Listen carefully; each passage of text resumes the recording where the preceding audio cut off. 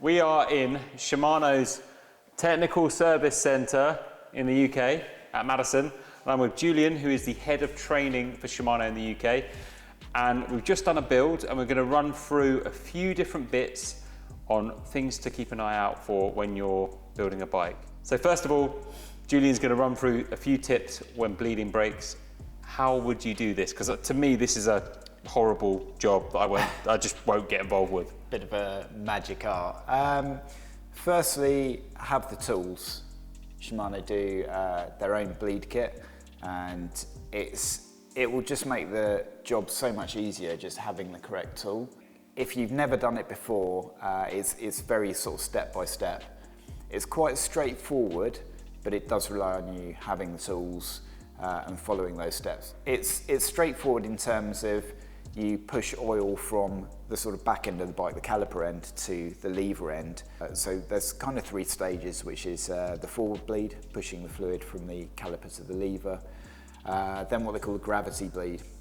So once you've pushed the fluid through and it's sat in the funnel on top of the lever, you then open the bleed nipple and you just basically let the fluid drain through the system, and that takes any air that might be in the caliper out of the caliper. Then you lock the system off. Effectively there's nothing in it, but you can squeeze the lever, and then any air that might be left in the shifter end, that then comes into the pot, and then that's your system bled. Probably an important thing to say as well is when you've used the bike, treat the fluid as a consumable item. So one of the first steps is actually to take that fluid out of the system, so just get rid of it.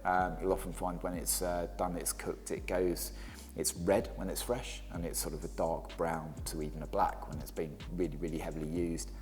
So get rid of it, treat it like you would an inner wire on a cable brake system, and then you're good to flush through with fresh fluid.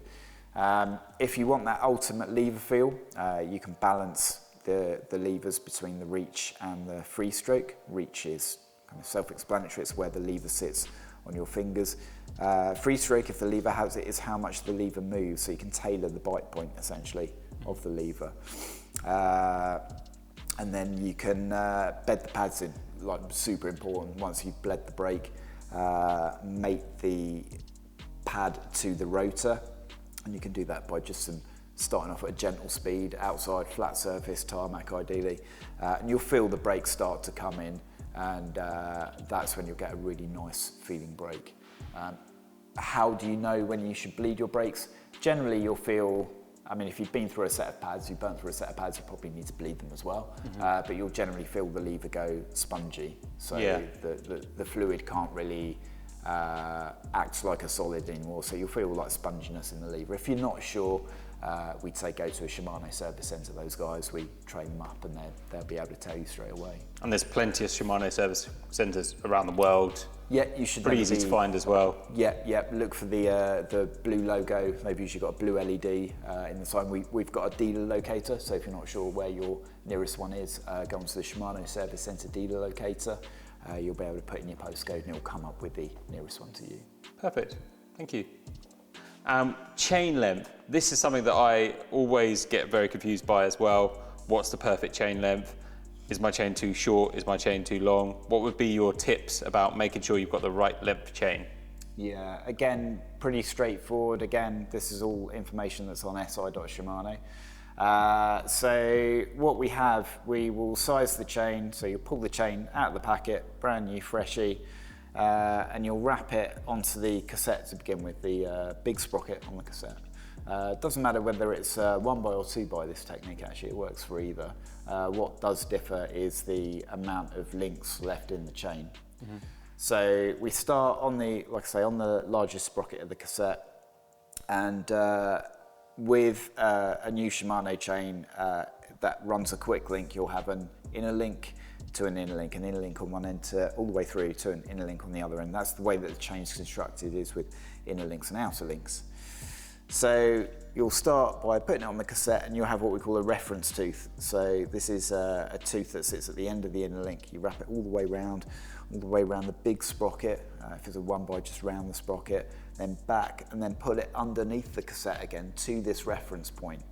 So if it's you try and, well, you put it as tight as you can. If you can't get it onto the next tooth, then just go back one. And what you'll end up with is either an inner link to an inner link or an inner link to an outer link. And depending on whether it's an inner to an inner or an inner to an outer will determine how many links then after that you add on to the chain. So the one that we did for you today was, from memory, I think it was inner to an outer, which meant that we then had to count 5 links after that to end up at an inner and then to put our quick link into the system. And if you do that, it will set the chain the correct length every time. So it's pretty straightforward. Again, like we said about the brakes, pretty straightforward, but it is important that you have the correct amount of links there. And if you've got a full suspension bike, they will tell you how to have the suspension set as well. Generally, it's like fully extended. So once you've done that, you can then route it through the mech, put your quick link on, pop your quick link in, and there you go. You've got it all set.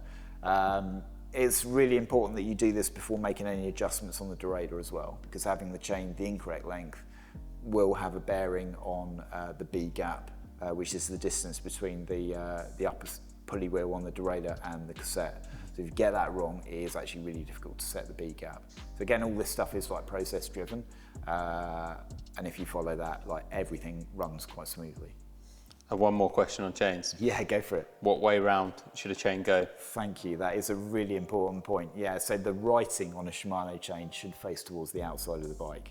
So you should be able to read it. Yeah, which you want to do if you're taking photos of the bike anyway, right? So makes sense. Yeah. So the writing should face towards the outside of the bike. Noted that one. Headsets. They are often the thing that I think people overlook. A loose headset is actually really, really dangerous. What kind of tips would you have for people to make sure the headset's tight and how to tighten it? Because I think a lot of people do this one wrong. Yeah. Well, the first thing is that, as you referred to there, there's bearings. Obviously, there's an upper bearing and a lower bearing. And what you don't want to do is like mash the hell out of them with the Allen key on the top cap. The first thing to understand is that these bearings are preloaded by, if you've never had one apart before, there's a tapered collar that generally sits into the upper headset bearing. And as you tighten the top cap, what this will do is this collar is split, so it will kind of expand. And when it does, that's the thing that's taking the play out of the headset. Now, it's a bit like turning, an analogy would be, it's like turning off a tap at home. All you need to do is turn the tap off until the water stops coming out of the tap. Yep. Now, if you do it any more than that, it's not going to stop the water coming out of the tap anymore. All you're going to do is like damage the washer, and it's a similar analogy to a headset.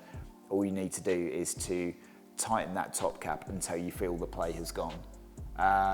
One way that I would do this is to put your fingers either side of the where the upper headset bearing is and the frame.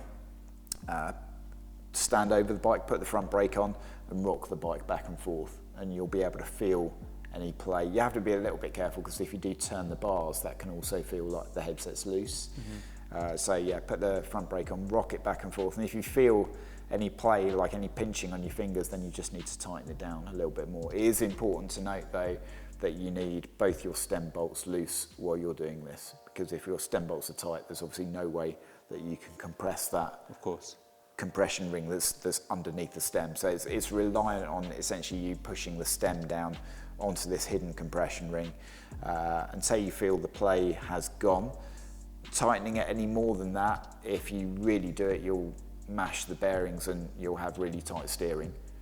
So it might be good for doing no-handed, but nothing else really. So you've got that. Once you've got that sweet spot, then torque both the bolts and do that in unison as well. So you'd go to until you feel the bolt sort of stop, and then you'd torque. And oftentimes, like on the Argon that we built today, the torque figure is on the back of the stem. So super important if you've got a carbon stem that you're not over tightening these things. And the torque figure may not be as much as you would do it up by feel, and that's quite important, especially if you've got a carbon steerer and a carbon stem. Yeah, makes complete sense. That's often the thing that I've found is that people so often will over tighten the bolts for the stem, and then, as you say, you damage the steerer, need a new fork, really expensive thing to replace. Yeah. Indexing gears. This is my second most hated job behind wrapping bar tape. I just don't enjoy this because I'm too much of a perfectionist. And it's something that I think, I have to be honest, is an easier job than people really do think. There's definitely a process and a knowledge to making sure you can do this right. Julian, what tips would you give to people with indexing their gears? Yeah, indexing the gears is all down to cable tension. So if you've got an old cable in the system, that's going to create friction. When you press that shifter, the ratchet engages and it wants to move the mech a certain amount. So if you've got any friction in that system, it's going to affect the indexing. It's probably best to consider it as a system as well. So the indexing is kind of part of the gear setup. So if we look at the rear mech, for example, we've got limit screws, which will stop the derailleur and the chain from jamming itself against the frame of the cassette, or going even more annoying, going down the back of the wheel between the spokes in the cassette. So those, essentially, they're like bookends. So you'll have a high one, which is for the small sprocket, and a low one, which you'll want to set to basically create limits, create walls at either end. The indexing is what happens within those walls, within those limit screws. So once you have set the limit screws and you've set the B gap, as we spoke about earlier, which is the distance between the pulley wheel and the cassette, you can then go on to do the indexing. Is important to note that to get your gears feeling perfect, then the hanger needs to be aligned, certainly for the rear gears anyway. A shop will have a hanger alignment tool, which they'll be able to make sure that the hanger is parallel essentially to the midline of the bike, which makes it a lot easier. It's a massive tool. It's huge, yeah, you can really lean on it, yeah. So to get the indexing right, you would shift down to the 5th sprocket from the largest sprocket. You would then turn, there's a barrel adjuster on the derailleur, you would turn that until you hear the chain making a subtle noise against the next sprocket up, so essentially the 4th sprocket. So you'll hear it tinkle on there, and then there's you'll feel clicks in that barrel adjuster. So you go 5 clicks back from there, and that will set the pulley wheel underneath the cassette sprocket. And that way then is each shift that you do, the pulley wheel will be underneath each of the rest of the sprockets of the cassette, and that's where you'll get like really spot on indexing from. But it is reliant on having good cabling. So obviously, as you ride the bike and you use the bike more, cables do stretch as they get older, so there's obviously some adjustment that needs to go into that as well? Yeah, absolutely, and that's oftentimes why a shop will recommend a 6-week check. Cable stretch is a bit of a misnomer actually, because the cable isn't effectively stretching.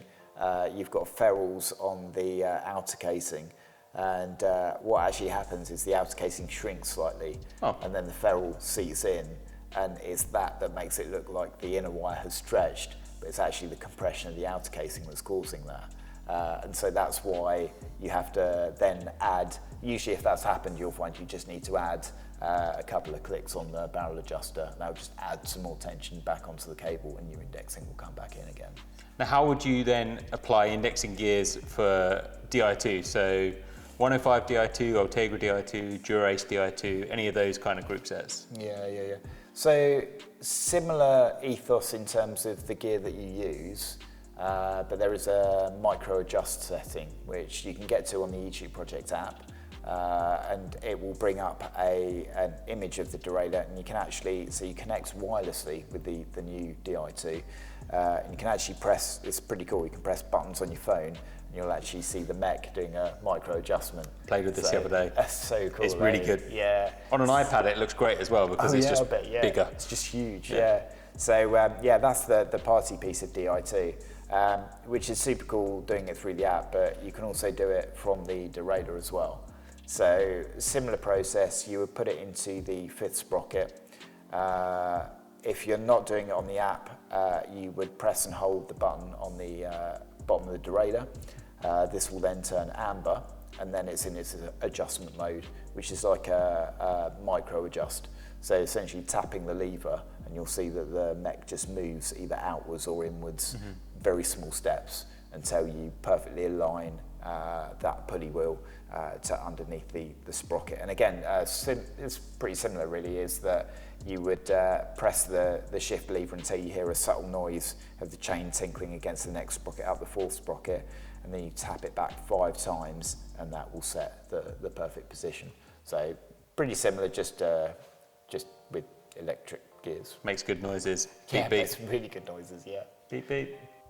Thank you, Julian, for helping build the bike which has vanished somewhere. Hopefully those tips were quite useful for you.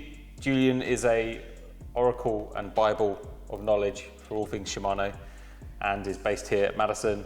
If you have any questions about anything or other stuff that you'd like us to talk about in the future, we'll make it happen and come back and film some more stuff. But yeah, thanks for watching. Bye. Peace. Peace out.